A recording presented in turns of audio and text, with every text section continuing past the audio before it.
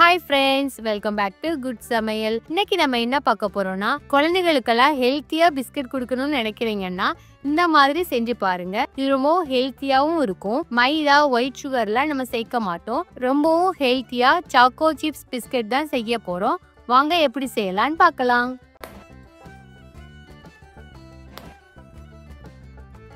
ஒரு மிக்சிங் பவுல்ல ரூம் டெம்பரேச்சர்ல இருக்க பட்டர் 1/4 கப், இது 50 கிராம். நீங்க பட்டருக்கு பதிலா நெய் கூட எடுத்துக்கலாம். 1/4 கப் எடுத்துக்கோங்க.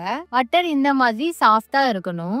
பவுடர் பண்ண ப்ரௌன் சுகர் 1/2 கப். நீங்க ஜாகரி பவுடர் கூட எடுத்துக்கலாம். இது கிராம் கணக்குல 125 கிராம். நல்லா மிக்ஸ் பண்ணிக்கோங்க இந்த மாதிரி.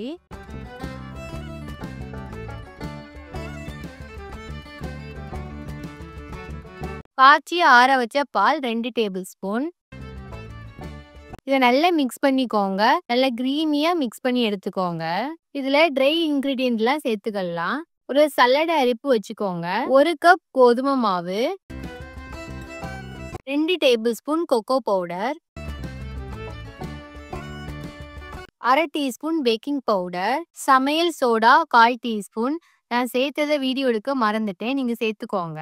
1 பிஞ்ச் ஆஃப் சால்ட். இதை நல்லா சலிச்சுக்கலாம். இது ஃபுல்லாவே சலிச்சிட்டேன். 1/2 டீஸ்பூன் வெனிலா எசன்ஸ். ஒரு ஸ்பேச்சுலா இல்லைன்னா இதை கரண்டி வச்சு ஃபர்ஸ்ட் மிக்ஸ் பண்ணிக்கோங்க. அதுக்கப்புறம் நம்ம கை வச்சு பிசைஞ்சுக்கலாம்.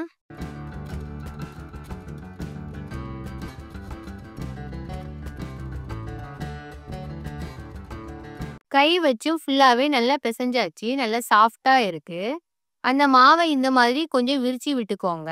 நம்ம சாக்கோ சிப்ஸ் பிஸ்கட் செய்யறதுனால 1 டேபிள் ஸ்பூன் சாக்கோ சிப்ஸ் சேர்த்துக்கலாம். நான் டார்க் சாக்கோ சிப்ஸ் தான் சேர்த்துருக்கேன். இதை சேர்க்க உங்களுக்கு விருப்பம் இல்லைன்னா நீங்க இதை ஸ்கிப் பண்ணிக்கலாம். இது நல்லா பிசைஞ்சு எடுத்துக்கோங்க.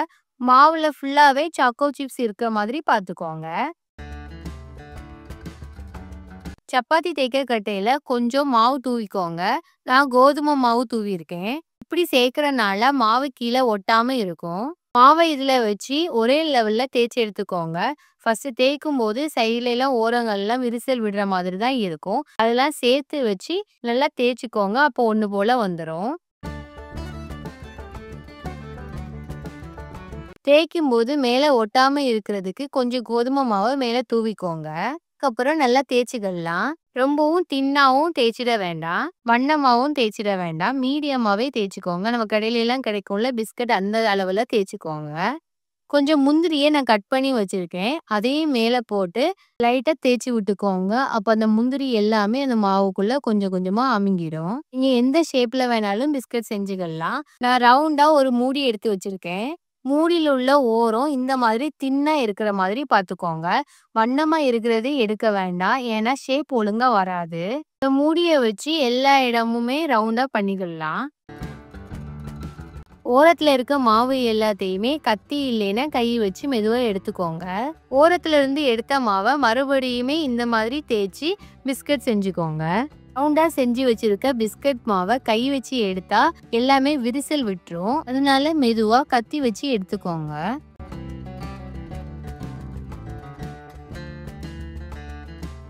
ட்ரேயில பட்டர் பேப்பர் போட்டு வச்சிருக்கேன். ரெடி பண்ணி வச்சிருந்த பிஸ்கட் மாவை ஒன்னொன்னா வச்சுக்கலாம். கொஞ்சம் கேப் விட்டு வச்சுக்கோங்க. பிஸ்கட்டை டெக்கரேட் பண்றதுக்கு கொஞ்சம் சாக்கோ சிப்ஸை மேல வச்சிருக்கேன்.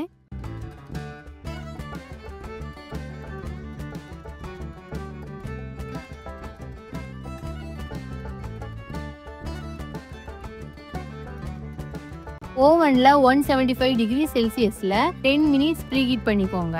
175 டிகிரி செல்சியஸ்ல 15 to 20 மினிட்ஸ் வச்சு பேக் பண்ணி எடுத்துக்கோங்க. செகண்ட் பேட்ச் வச்சு எடுத்த பிஸ்கட் இது. எனக்கு இது பேக் ஆகி வரதுக்கு 20 மினிட்ஸ் ஆச்சு. இது நல்லா ஆறட்டும். பிஸ்கட் நல்லா ஆறுனாதான் கிறிஸ்பியா கிடைக்கும்.